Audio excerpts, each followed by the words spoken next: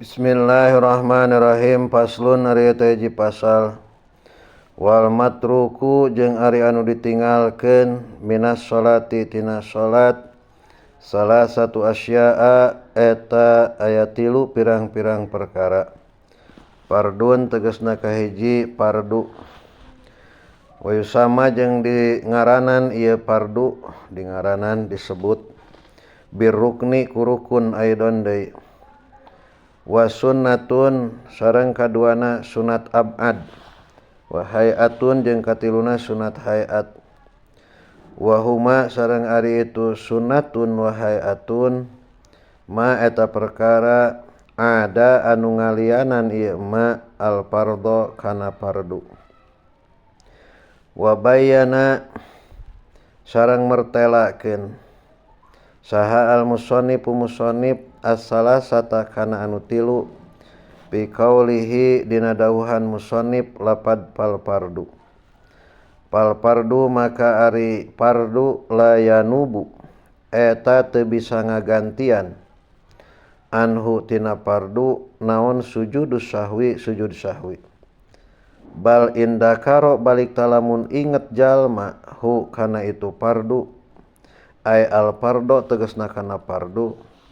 Wa huwa bari ari jalma pis sholati eta tetep dina keur salat ata tah ngadatangkeun jalma bihi kana itu fardu wa tamat jeung sampurna naon sholatuhu salatna jalma. Pagawean salat anu ditinggalkeun teh kabagi 3. Ninggalkeunana mah rek sabab ngahaja atawa sabab poho. Sadayana aya 3. Nu kahiji fardu. Ieu fardu teh sok disebut rukun. 2 sunat ab'ad. Katilu sunat hayat. Sunat ab'ad jeung sunat hayat eta teh pagawean salat anu lain rukun. Wa bayyana al musannifu memeh ngajelaskeun eta tinggal heula sarahna. Tingali qauluhu faslun. Ay hadza faslun fi bayani ma dina mertelakeun perkara yutlabu anu disuprih ieu ma miman ti jalma taroka anu ninggalkeun ieu man syai'an kana hiji perkara minas sholati tina salat. Kaulan tina ucapan au fi'lan atawa pagawean. Fardon eta fardu kanat bukti naon as-sholatu salatna aw naflan atawa sunat. Tarajama mertelakeun sahabaduhum saparih ulama an hadal pasli tina ieu pasal biqauli kalawan dawuhan itu ba'duhum. Tegasna lapad faslun fi sujudi sahwi. Jadi sawareh kitab mah bahasana faslun fi sujudi sahwi. Ae fi sujudi tegasna dina sujud alladzi anu sababuhu anu ari sababna ieu sujud as-sahwu eta poho. Bahwa maka ari ieu sujudus sahwi min idopatil musabbabi eta tetep tina ngaidopatkeun musabab li sababi kana sabab. Wasahwu jeung ari sahwu lugotan ceuk lugot nisyanus syai'i eta pohona hiji perkara wal ghaplatu tegasna poho anhu tina itu syai'. Wal muradu jeung ari nu dimaksud bihi ku itu sahwu mutlaqul khalali eta mutlakna cacad lil waqi'i al waqi'i anu tumiba fi sholatina salat. Sawaan eta sarua bae kana bukti itu khalal amdan eta ngahaja aw nisyanan atawa eta poho. Pasoro maka jadi itu sahwu hakikatan eta hakikat urpiyatan anu bangsa urup. Ari hakikat urpiyah teh kieu mindahkeun lapad mun di dinya lapad sahwu asal nama tina nisyan wal ghaflah hartina poho tuluy dipinahkeun kana makna anyar-anyaran. Jadi asalna nisyan ghaflah dipinahkeun kana makna anyar-anyaran nyaeta lapad asyahwu. Bari eta lapad syahwu teh masyhur maknana poho sehingga ku kamasyhuranana eta lapad syahwu teu sah nginget-nginget deui lapad nisyan gitu. Sehingga tara disebutkeun kieu sujudun nisyan teu kitu atau sujudul ghaflah henteu. Tetep sujudus sahwi. Padahal sahwi teh asal kata poho mah tina nisyan. Al insanu mahalul khoto iwan nisyan. Eta hakikat urpiah gitu. Contoh deui siga kieu hakikat urpiah teh. Yamin teh cek lugot mah leungeun katuhu tuluy dimutlakeun kana makna sumpah. Padahal sumpah cek bahasa Arab mah halfun, halapa sumpah. Maka dipindahkeun lafad yamin tina asalna al yadul yumna leungeun katuhu dipindahkeun kana makna anyar-anyaran nyaeta makna halfu. Siga tadi teh nisyan ghaflah dipindahkeun kana makna sahwu. Jadi tina asalna yadul yumna dipindahkeun kana makna anyar-anyaran nyaeta halfu. Bari masyhur eta lapad yamin manana halfu. Sehingga ku kamasyhuranana teu sah nginget-nginget kana makna asalna. Itulah hakikat urfiah teh. Bidzalika dina itu mutlaqul halal. Wa sujudus sahwi jeung ari sujud sahwi min khususiyati hadil ummati eta tetep tina sawareh pirang-pirang kaistimewaan ieu umat. Walam yu'lam jeung teu dikanyahokeun pi aya sanatin dina taun mana syuri'a digelarkeun ieu sujudus sahwi. Wa inna masyuri'a jeung pastina digelarkeun disareatkeun ieu sujudus sahwi jabron karena nambalan lil khalali kana kacacadan. Wa irgoman jeung karena ngahinakeun lis syaitani ka setan. Walam yajib jeung teu wajib itu sujud sahwi ka jabril haji saperti nambalan ibadah haji.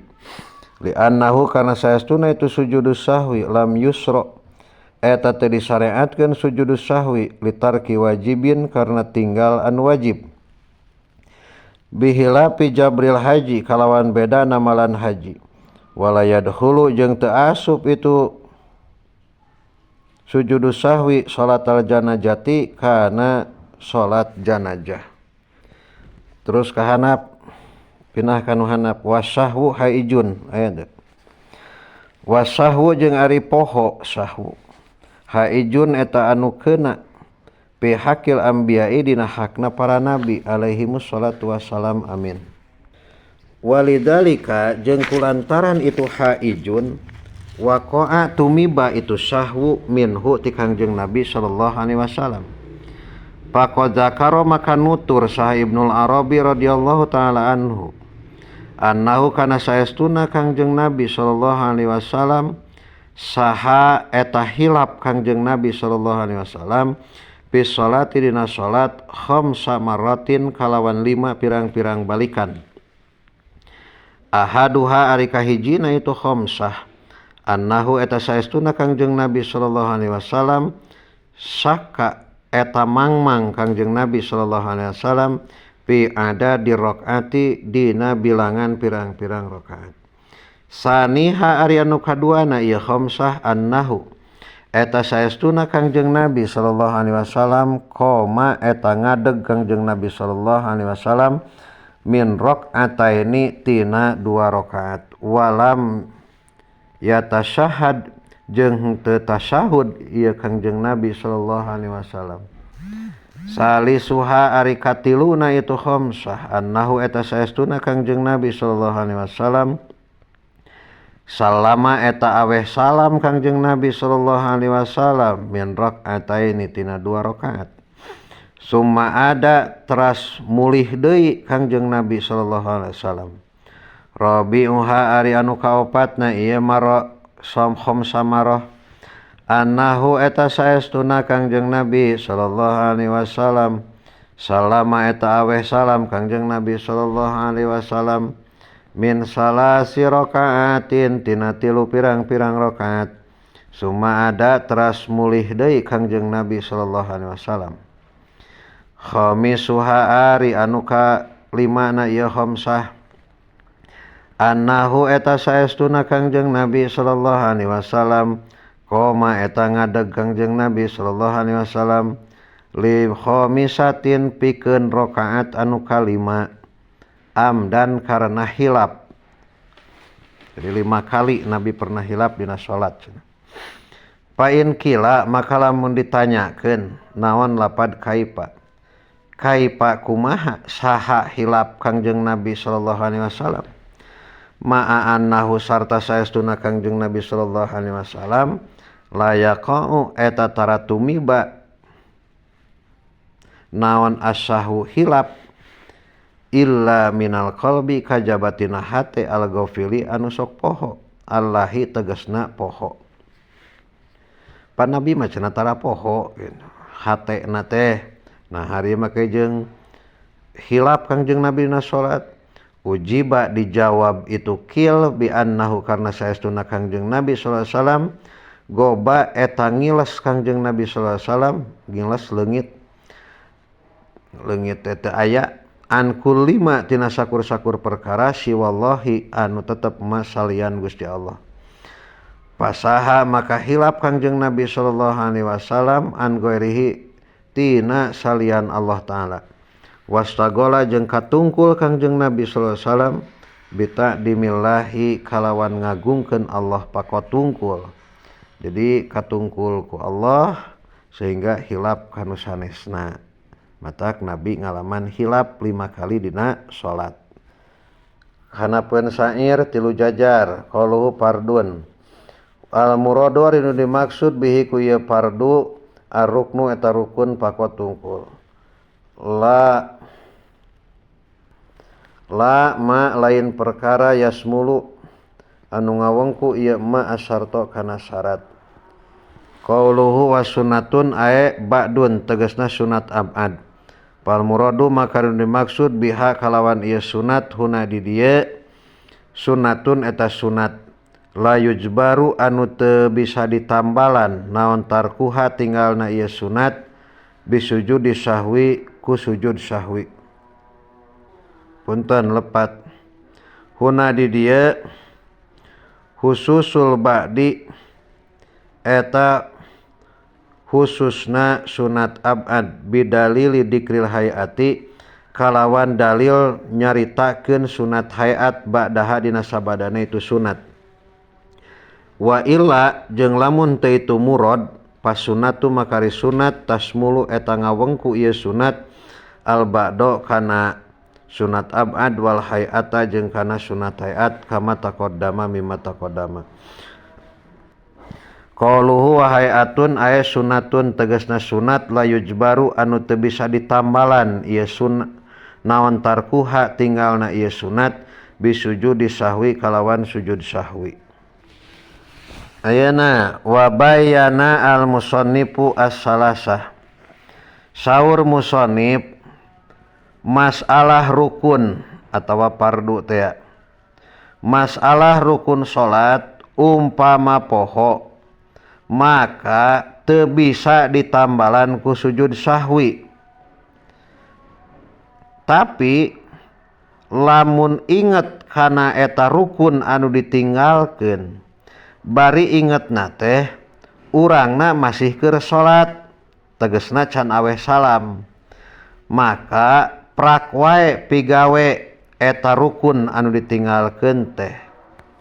Contoh siga kieu umpamana poho teu maca al-Fatihah dina rakaat kadua maka pas begitu inget baca we eta al-Fatihah tuluy ruku, tuluy i'tidal, tuluy sujud nepikeun ka beres aweh salam.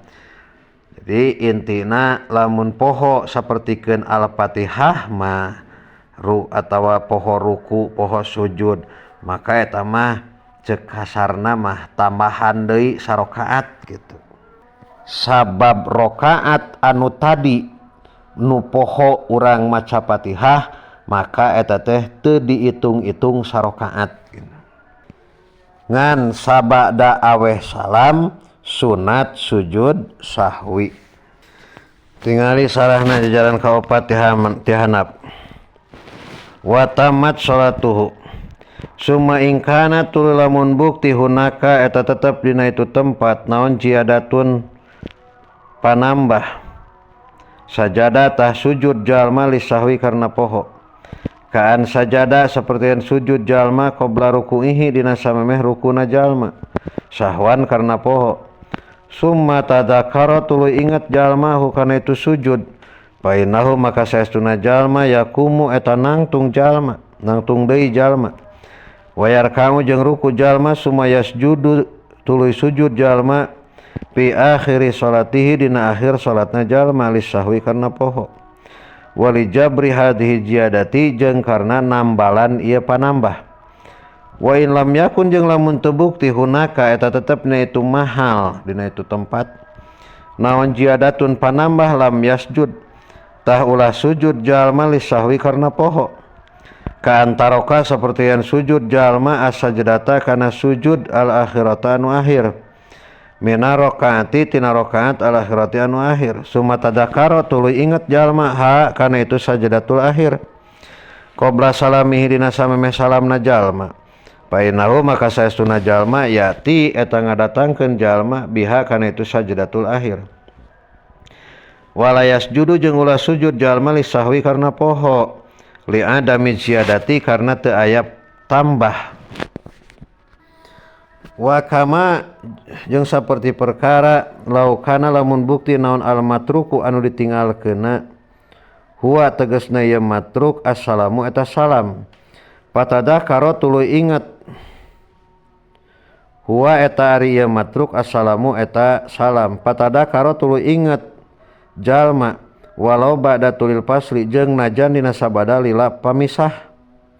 Walam yatanakul jeung teu pindah jalma an maudihi tina tempatna jalma. Painahu maka saestuna jalma ida tadakaro eta di mana-mana ingat jalma hu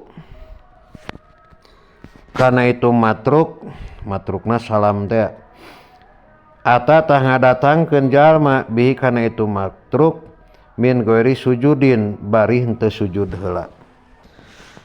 Aw zakaro atawa ingat jalma hu kana itu fardu ba'da salami dina sabada aweh salam. Wa jamanu bari ari zamana qaribun eta deukeut ata tah ngadatangkeun jalma bihi kana itu fardu wa bana jeung ngadegkeun jalma alai kana itu fardu ma kana perkara bakia anu nyesa ieu emak minas sholati tina itu salat. Wa sajada jeung sujud jalma li sahwi karna poho wa huwa bari ari itu sujudus sahwi sunatun eta sunat. Wa huwa jeung ari itu sujud sahwi sunatun eta sunat ulah make bari. Kama seperti perkara sayati anu bakal datang ieu emak lakin ing datar ki makmurin tetapina dina nalika tinggal anu diparentahkeun naon bihi ieu makmur fi sholati dina salat. Au fi'lin atawa migawe manhiyin anu dilarang naon anhu ieu manhi piha dina itu salat. Kumaha lamun ingetna ba'da aweh salam ngan can lila. Maka lamun can lila mah nangtung we. Tadi kan pohona maca Al-Fatihah, nangtung we langsung. Tuluy maca Fatihah, tuluy ruku jeung saterusna nepikeun ka tahiyat akhir. Tuluy aweh salam. Sanggeus ngan samemeh aweh salam tetep sunat sujud sahwi memeh aweh salamna. ngan ukuran can lila teh sakumaha. Ukuran can lila teh sakieu geura ye urang ukur tingali sarahna pangluhurna. Qaluhu wa zamanu qarib wal halu jeung ari tingkah anna zamana eta saestuna zaman alladzi anu baina salamihi anu tetep alladzi antara salamna jalma wa tadzakurihi jeung ingetna jalma qaribun eta deukeut urpan ceuk urup. Jadi deukeutna teh ceuk urup. Ieu teh sakieu teh geus lila ye, lila. Encan sakieu mah can lila ceuk urup. Payu tabaru maka direken naon al qurbu deukeut bil urfi ku urup. Wakila jeung dicaritakeun naon lapad yu tabaru. Yu tabaru direken itu qurbu bil qadri kalawan ukuran. Alladzi anu ukuran tawa kira-kira. Nukila anu ditukil ieu alladzi anin nabi katambi ti Kangjeng Nabi sallallahu alaihi wasallam. Fi qissati Dulyadain dina kisah sahabat Dulyadain.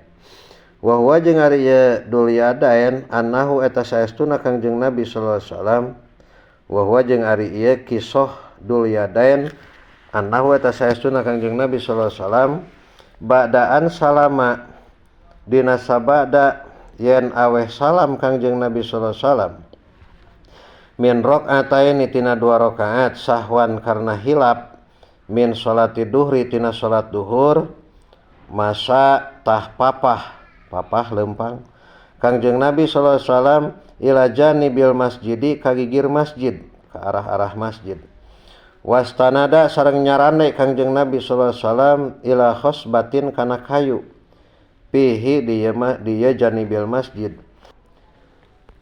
kal godobana seperti anu bendu. Pakola maka ngadawuh saha Dulyadain a kosorta naha ngosor salira as-sholata kana salat amna saita atawa hilap salira ya Rasulullah sallallahu alaihi wasallam. Pakola maka ngawalar Kangjeng Nabi sallallahu alaihi wasallam kullu dalika ari sakabehna itu a kosorta amna saita lam yumkin eta teu kongang ieu dalik. Pakola maka ngucap saha Dulyadain bal ba'du dalika balikta ari sawarehna itu akosorta amna saita qad kana eta nyata bukti itu ba'du paltapata teras ngalieuk Kangjeng Nabi sallallahu alaihi wasallam ila sahabatika para sahabat wa qala sareng ngadawuh Kangjeng Nabi sallallahu alaihi wasallam ahakun naha eta bener ma ari perkara yakulu anu ngomongkeun saha Dulyadain sahabat Dulyadain qalu ngadawuh para sahabat naam leres patadzakara teras emut Kangjeng Nabi sallallahu alaihi wasallam pakoma teras ngadeg Kangjeng Nabi sallallahu alaihi wasallam mustaqbilan bari madep kiblat wa salat sareng salat Nabi sallallahu alaihi wasallam ar-rakaataini kana 2 rakaat al-baqiyataini anu nyesa duanana wa sajada sareng sujud Kangjeng Nabi sallallahu alaihi wasallam li sahwi karena hilap summa salama teras awe salam Kangjeng Nabi sallallahu alaihi wasallam fa in lam yakun maka lamun teu bukti naon az-zamanu zaman qoriban eta deukeut urpan ceuk adat aw bana atau bukti aw bi anzada atau ku sapertian nambahan itu zaman alal qadri kana ukuran al mutaqaddimi anu geus ditutur anu geus diheulakeun anu geus diheula istanapa tah ngamimitian deui jalma as-sholata kana salat. Jadi ukuranna teh lamun nyokot kana ukuran waktu sakedeungna teh sapertikeun nu bieu. Nabi rengse salat awe salam teras mungkur ka pengker teras calik aya komunikasi sareng sahabat Dulyadain. Teh teh masih keneh dihitung sakedeung uku ceuk qadru ceuk ukuran. Wa sunnatu jeung ari sunat abad ing taroka eta lamun ninggalkeun hak kana itu sunat sal musolli jalma anu salat la yaudu tah ulah balik deui itu musolli ilaiha kana itu sunat ba'da talabusi dina sabada tandang bil fardi kana fardu paman maka ari sajalma taroka eta anu ninggalkeun ieu man atasyahudal awali kana tasyahud awal masalah umpamana Fadzakaro tuluy inget si man hu kana itu tasyahud awal ba'da tidalihi dina sabada i'tidalna man musawiyan bari anu sarua rata bari anu papak la yaudu maksudna geus anceg nya la yaudu tahulah balik deui man ilaihi kana itu tasyahud awal fa in ada maka lamun balik deui man ilaihi kana itu tasyahud awal amidan bari ngahaja aliman turnyaho bitahrimihi kana haramna itu ada ilaih batalat tah batal naon salatu salatna man lamun poho kana migawe sunat abad maka teu kudu balik deui kana eta sunat abad. Contoh siga kieu saperti kuduna tahiyat awal ari urang poho kala katuluy we nangtung ari geus nangtung inget tadi teh can tasahud awal tuluy balik deui tah ulah eta teh lamun balik deui kana tasahud awal bari nyaho bari ngahaja tur nyaho kana hukum haramna eta teh batal salatna. Jadi lamun urang geus tandang kana fardu mana fardu nanu tadi geus nangtung deui pan urang teh eta farduna haek balik deui ngudag sunat abad eta teh teu meunang gitu. Atawa poho kuduna kunut subuh umpamana ieu kala ka sujud langsung sujud dina sujud inget umpamana teh urang teh tadi teh can kunut balik deui weh bari apal kana hukumna sarta ngahaja batal salatna gitu. Jadi lamun geus tandang kana fardu ulah balik deui kana sunat abad. Tah ngan engke di mana-mana terus rek beres salatna memeh aweh salam maka sunat sujud sahwi. Ningali sarahna jajaran kalimat tihanap walhasilu jeung ari kesimpulanana anna asbabas sujudi eta saestuna pirang-pirang sabab sujud sahwi khamsatun eta 5 tafsilan kalawan rincianana. Al awalu ari anu kahijina tayakkunu tarki ba'din eta yakin ninggalkeun sawareh minal abadi tina pirang-pirang sunat abad. Wasani jeung anu kaduana asaku eta mangmang pitar kibadin dina tinggal sawareh muayyanin anu ditangtukeun. Asali suari nu katiluna tayakunu fi'li manhiin eta yakin migawe anu dicarek naon anhu itu fi'lu sahwan karna poho mimatina perkara ya betulu anu batal naon amduhu ngahajana itu emma pakot tungkul. Arabi'u ari nu kaopatna asyaku eta mangmang fi'lin dina migawe manhiin anu dicarek naon anhu itu fi'lu ma'ah timali ziyadati sarta narima pantes tambahna.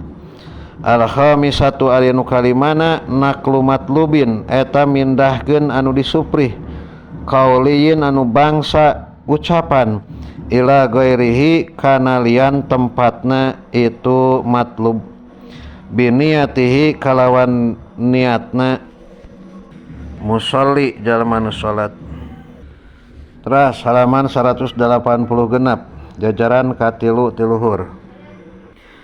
Qauluhu la ya'udu ilaiha ay la yajuju tegasna teu meunang lahu pikeun makmum naon lahu pikeun musolli naon al-audu balik deui ba'da talab busi dina sabada tumandang bil fardi kana fardu.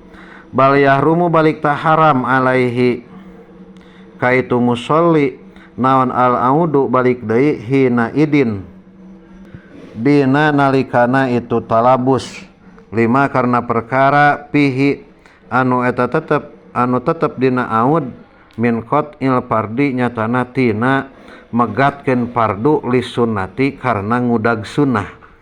Fa in ada maka lamun balik deui musolli amidan bari ngahaja aliman tur nyaho bitahrimil audi kana haramna balik deui batalat tah batal naon salatuhu salatna musolli aw nasian atawa poho aw jahilan atawa teu nyaho palata dulu maka teu batal itu salat.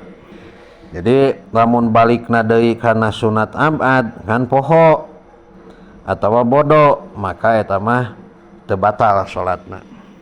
Nu matak batal kana salat mah ngahaja tur nyaho kana hukum teu meunangna, kana hukum haramna.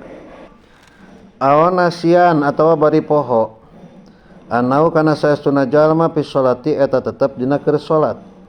Aw jahilan atawa bari anu bodo fala tabdulu maka teu batal naon salatuhu salatna musolli. Wayal jamu jeung misti huka musolli naon alqiyamu nangtung ingda tadzakurihi dina nalika ingetna musolli. Wa ing kana jeung lamun bukti itu musolli makmuman eta makmum ada tah balik deui musolli wujuban kalawan wajib li mutabaati imamihi karena mutabaah anut ka imamna itu man. Kumaha lamun balik deui kana sunat abad, contohna tadi kana tahiyat awal, ngan balikna deui kana sunat abad teh ku sabab poho atawa ku sabab teu nyaho kana hukum haramna, maka eta mah teu batal salatna. Ngan lamun pelakuna balik deui teh makmum, maka kudu gewat-gewat nangtung deui. Naon sababna? Sabab wajib turut ka imam. Ngan ke sunat sujud sahwi. Tingali sarahna dina qauluhu fala tabtulu jaran ke-12 dihanap teu batal aya li udrihi karena udurna musolli bin nisyani ku sabab boho awil jali atawa bodo. Walakinau jeung tatapina itu musolli yasjudu eta sujud ieu musolli li sahwi karena pohona kama seperti perkara sayunabbihu anu bakal mertelakeun alaihi kana itu masa asyarih li annahu karna saestuna musolli zada eta nambahan musolli julusan kana diuk pi ghairi maudihi dina lian tempatna itu julus. Wa taraka jeung ninggalkeun musolli atasahuda kana tasahud wal julusa jeung kana diuk pi maudihi dina tempatna itu julus. Liwatan dua jajar qauluhu ada wujuban li mutabaati imamihi li annal mutaba'ata karena saestuna mutaba'ah turut ka imam akidun eta leuwih dikeukeuhkeun minat talabusi tibatan tandang bil fardi kana fardu. Fa in lam yaud maka lamun teu balik deui itu si makmum amidan bari ngahaja aliman tur nyaho hukumna batalat tah batal naon salatu salatna makmum ida lam yanwi batal soteh di mana-mana teu nganiatan si makmum al muparaqata kana muparaqah. Fa innawa maka lamun nganiatan makmum ha kana itu muparaqah lam tabtul tah teu batal itu salat. Lakinahu tatapina itu musolli yasjudu eta sujud ieu musolli lisahwi karena poho anha tina itu tinggal sunat fi surati adamil audi dina gambaran henteu balik deui awil audi atau dina gambaran balik deui nasian bari anu poho. Wa aroda jeung ngamaksud sahal musonnifu musonnif bisunnati ku ye sunnah huna di dieu al abada kana pirang-pirang sunat abad. Wahia jeung ari abad at-tasyahudul awwalu eta tasyahud awal wa quduhu jeung diuk dina itu tasyahud awal wal kunutu jeung kunut fi subhi dina salat subuh wa fi akhiril witri jeung dina kunut dina akhir salat witir pin nisfi dina satengah asani nu kadua min ramadhana tina bulan Ramadan wal qiyamu jeung nangtung lil kunuti karena kunut wassalatu jeung maca shalawat ala nabi ka Kangjeng Nabi sallallahu alaihi wasallam fit tasyahudil awalina tasyahud awal wassalatu jeung maca shalawat alal ali ka keluarga Kangjeng Nabi sallallahu alaihi wasallam fit tasyahudil akhiri dina tasyahud akhir. Lakinnahu yasjudu lisahwi eta entos katerangkeun tadinya. Ayeuna wa aradal musannif bisunnah. Maksud musannif matan lapad wa sunnatu teh nyata maksudna mah sunat abad. Anu mana jumlahna sunat abad teh aya genep. Al abada kana pirang-pirang sunat abad asitata anu genep. Tadi kaliwat asana mah logat. Aya genep. Hiji tasyahud awal. Urang masyhurna mah ngan dua tasyahud awal jeung kunut. Ngan ke aya tambah-tambahna diuk dina tasyahud awal, nangtung dina kunut, maca sholawat jeung musajana. Nah, di dia tasyahud awal nu kahiji. Tuluy wa qu'uduhu jeung diuk dina tasyahud awal. Mata geura tingali sarahna. Qauluhu wa hiya tasyahudul awal wa qu'uduhu. Tengah-tengah aya.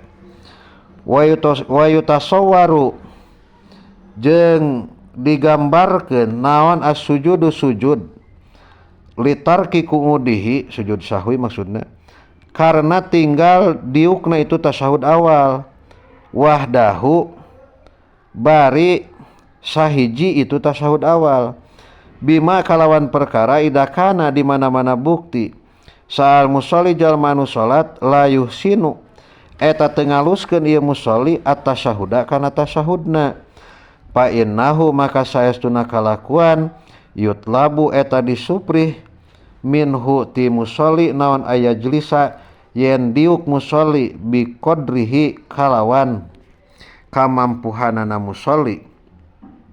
Fa idalam yajlis maka di mana-mana teh diuk musolli faqad taraka tah nyata geus ningalkeun musolli al qu'uda kana diuk li tasyahudil awali karena tasyahud awal wahdahu bari sahiji tasyahud awal.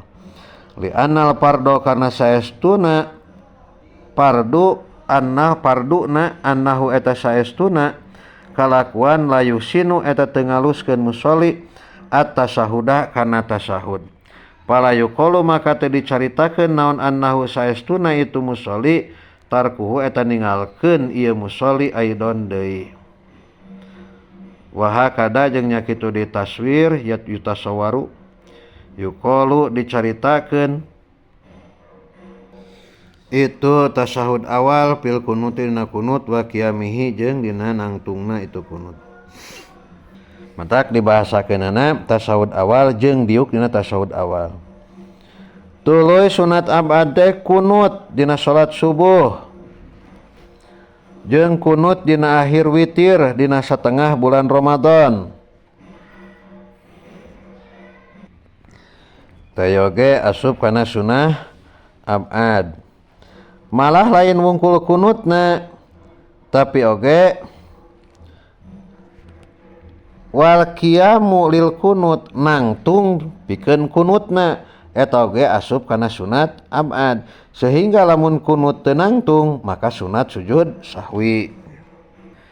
Udah tingali jajaran katilu ti handap. Qauluhu wal qiyamu lil kunut wa yutasawwaru jeung digambarkeun naon tarku qiyamil kunuti tinggal nangtung dina kunut wahdahu bari sahijina qiyam bima kalawan perkara idakana di mana-mana bukti musolli la yuhsinu eta teu ngaluskeun musolli al kunuta kana kunut painal maka saestuna kalakuan yusanu eta disunatkeun lahu pikeun musolli naon al qiyamu nangtung biqadrihi kalawan kamampuhan ieu musolli kalawan kamampuhan punten biqadrihi sanes kamampuhan nu tadi oge sanes kamampuhan berarti eta naon teh ukuran jadi nangtung biqadrihi kalawan saukuran kunut pa dalam yakum maka di mana-mana teu nangtung musolli biqadrihi kalawan saukuran kunut faqad taraka tah nyata ningalkeun musolli al qiyama kana nangtung lil kunuti karena kunut wahdahu bari sahijina kunut dunal kunuti henteu kunutna li anal pardo karena saestuna anu jadi pardu annahu ta saestuna musolli la yuhsinu eta henteu ngaluskeun musolli hu kana itu kunut. Wal hayatu jeung ari sunat hayat katasbihati eta tetep saperti pirang-pirang maca tasbih wa nahwiha jeung saumpamana ieu tasbihah mimma nyatana tina perkara la yujbaru anu teu bisa ditambal ieu emma bisujudi ku sujud sahwi la ya'udu eta ulah balik deui saal musolli jalma nu salat ilaiha kana itu hayat ba'da tarkiha dina sabada ninggalkeunna itu hayat wala yasjudu jeung ulah sujud sahwi musolli ulah sujud musolli li sahwi karena pohona anha tina itu hayat sawaun sarwa bae tarokana ninggalkeun musolli ha kana hayat amdan bari ngahaja awas sahwan atawa poho. Terakhir matruk teh nyaeta sunat hayat. Seperti sunat hayat mah bacaan tasbih dina ruku jeung sujud. Lain ruku sujudna tapi bacaanana subhana rabbiyal azimi taeta teh sunat abad. Atawa deui takbir intiqal eta oge sunat abad. Doa iftitah ta'awud eta oge sadayana kaasupkeun kana sunah hayat. Atuh lamun di mana-mana ninggalkeun teh maka teu sunat sujud sahwi. Jadi sunat hayat mah di mana-mana urang poho maka ulah balik deui. Seperti poho maca doa iftitah maka teu meunang dibalikan deui jeung teu meunang sujud sahwi. Kumaha lamun sujud sahwi? Lamun sujud sahwi maka batal salatna. Tingali jajaran kalimat ti luhur qauluhu katasbihati ae pi ruku'i tegasna dina ruku was sujudi jeung dina sujud wa qaulu wa nahwiha ae katakbirati saperti pirang-pirang takbir lil intiqalati karena arah-arah pindah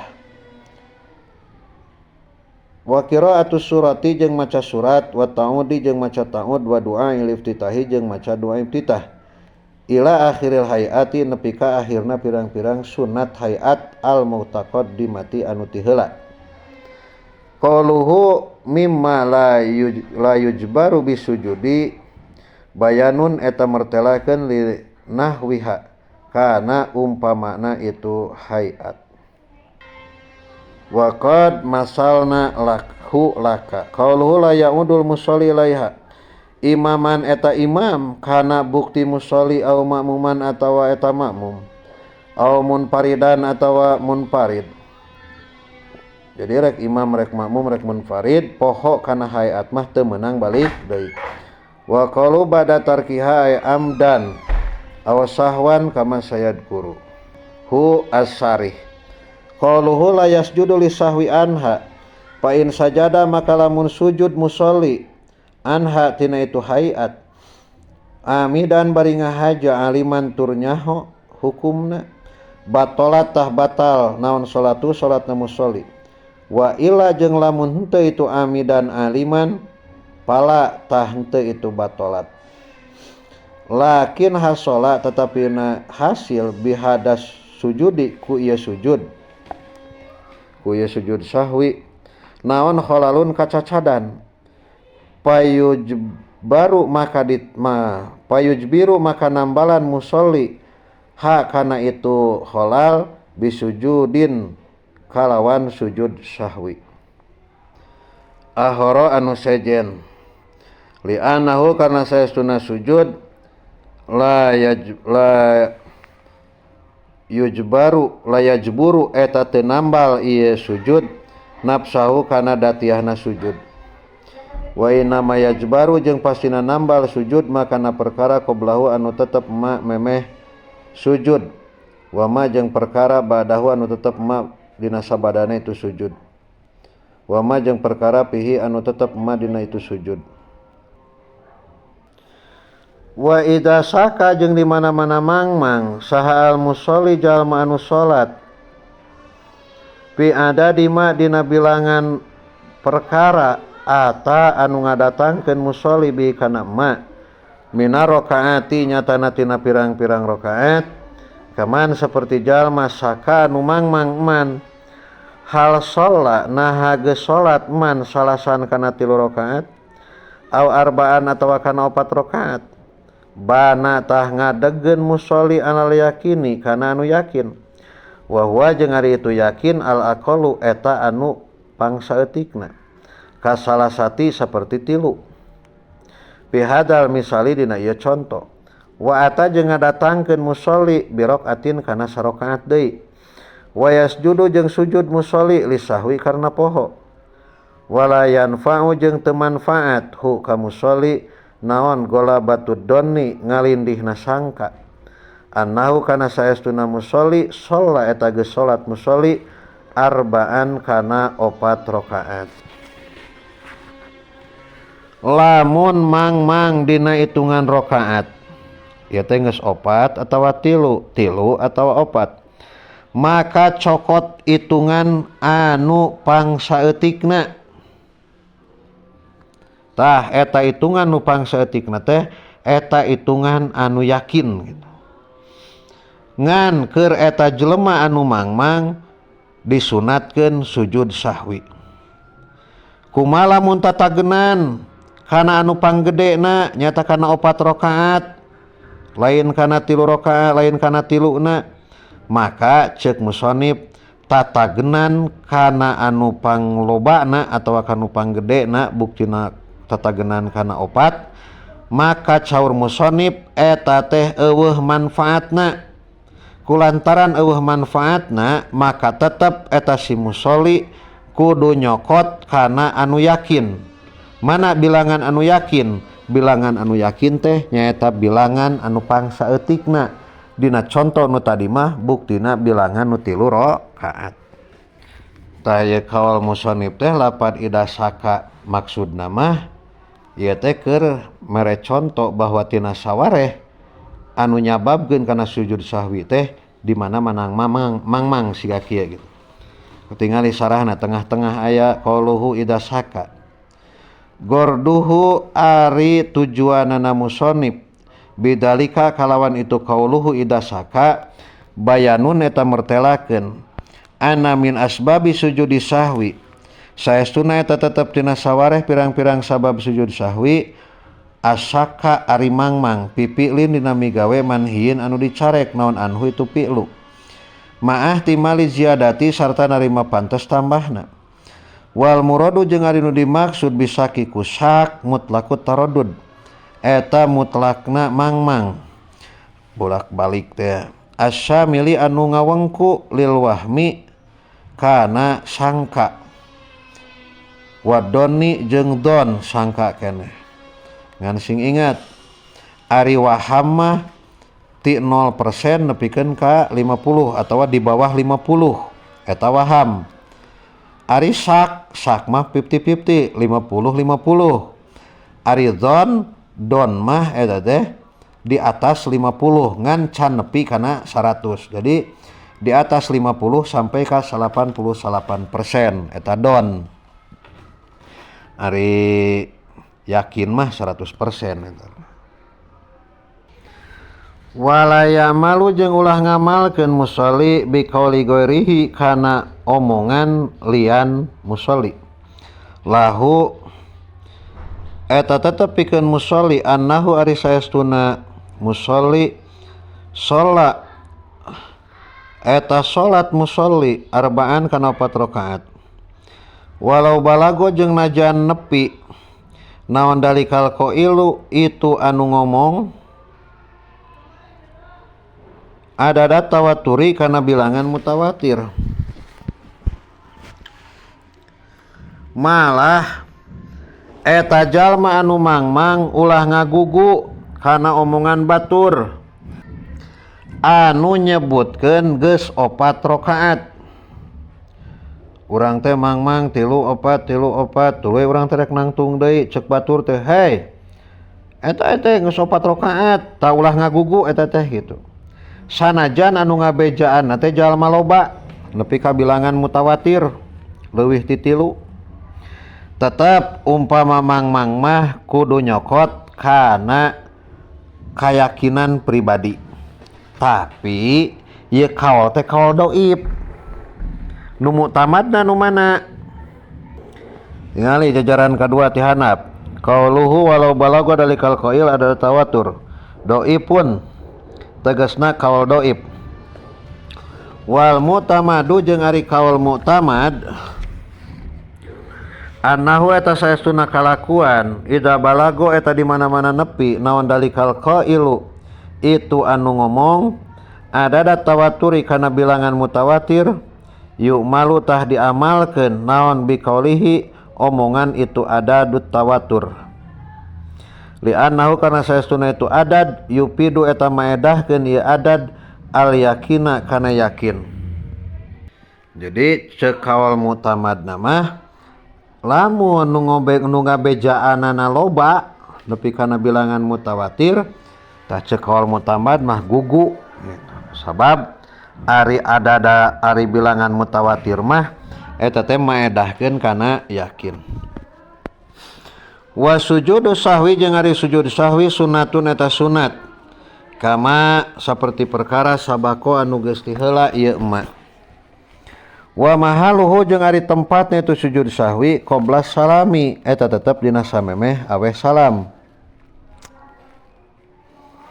Pain salama atuh lamun geus aweh salam sal musolli amidan bari anu ngahaja alimantur anu nyaho bisahwi kana pohona awanasian atawa tegasna poho watola jeung geus lila naon alpaslu kapisahna urpan ceuk urup patatah lepot naon mahaluhu tempatna itu sujud sahwi.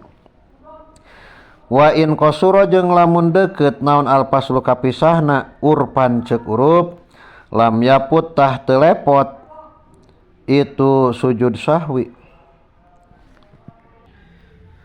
Wa hina idin jeung dina nalikana itu in qasurul paslu palahu maka eta tetep meunang pikeun musolli as-sujudu ari sujud wa tarkuhu jeung tinggalna itu sujud. Sunat abad. Jadi aya sunat abad anu teu dipigawe, anu poho teu dipigawe. Maka sunat sujud sahwi. Ari heg poho kalaka aweh salam. Kabayang teu? Kieu ya.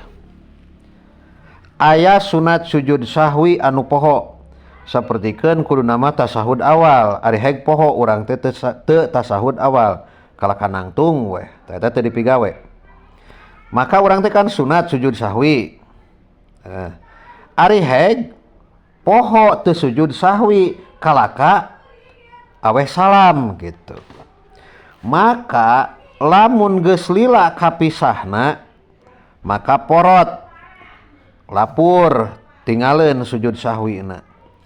Tapi lamun can lila mah begitu aweh salam assalamualaikum rek init pisan inget urang teh can sujud sahwi eta mah can lila maka lamun gambarana sapertikeun kitu tafsilna kumaha hiji menang sujud sahwi ngan sabada sujud sahwi wajib aweh salam deui sabab lamun teu aweh salam deui batal salatna.